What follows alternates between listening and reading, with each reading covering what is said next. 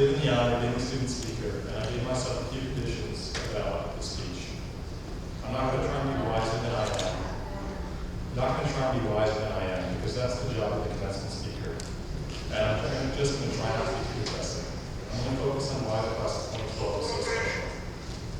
Just a few days ago, we all had our final grades. And sitting in the audience and reviewing all the work, I was reminded of a question that has come up repeatedly when showing visitors around the academy.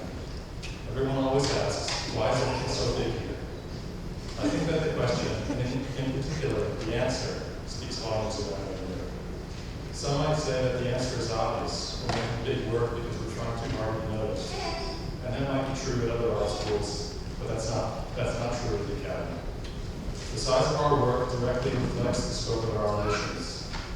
The work is big because we pour so much of ourselves into it. It says that the class of 2012 is not to be taken lightly. It says we're inspired and we're devoted and we have something big to say. It says that we're going to make sure that you listen. It's not that the work is large, but the idea is underneath. Instead of making work that's conventional, or conveniently sized, or easily categorized, we strive to create things that stand on their own. Our work also says we're ready. We're about to join the ocean that is the art world. It lies just beyond these doors, and in the next hour we will officially be part of it. We're ready for this day of commencement, ready for this turning point, and we're ready to make our claim in the world.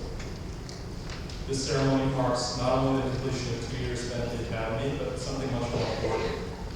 The class of 2012 has been working towards this day for much longer than 2 years. I think it's fair to say that we've been steadily headed for today from the first time that each of us picked up a pencil or a brush or a piece of clay. It started from the very first moment that we were compelled to create, and from the very first moment we followed our imagination. This commencement honors the lengthy devotion to that creative impulse. It honors the support and the struggle and the love that we've channeled into our work up to this point.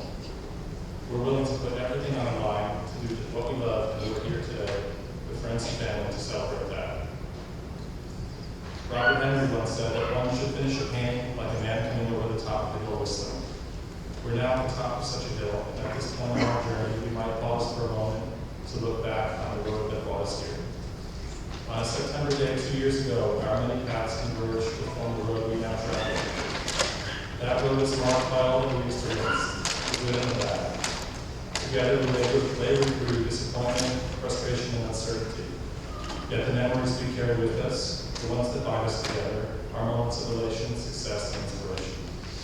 And now, on top of this hill, we stand in contemplation, the road before us shrouded in uncertainty.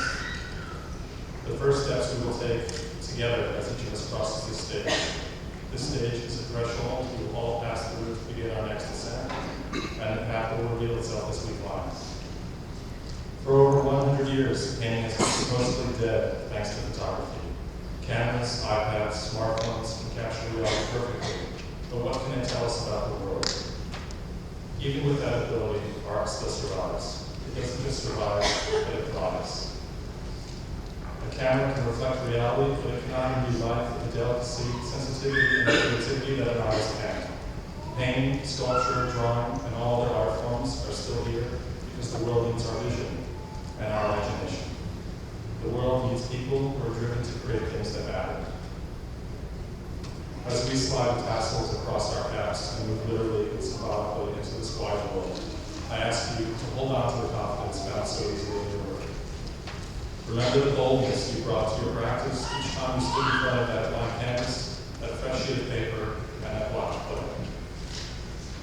I ask you to keep whistling no matter how steep the hill or arduous the journey. We strive to emote, educate, and inspire other humans about ourselves and about the world. The responsibility of illumination is ours. And for that reason, we cannot be afraid of failure because society needs our vision. During the 3 long days of final critiques, I was reminded of all this. Anyone in attendance could testify to the uniqueness inside each member of this class. The amazing diversity of backgrounds, interests, talents were seen in painting, drawing, sculpture, and performance.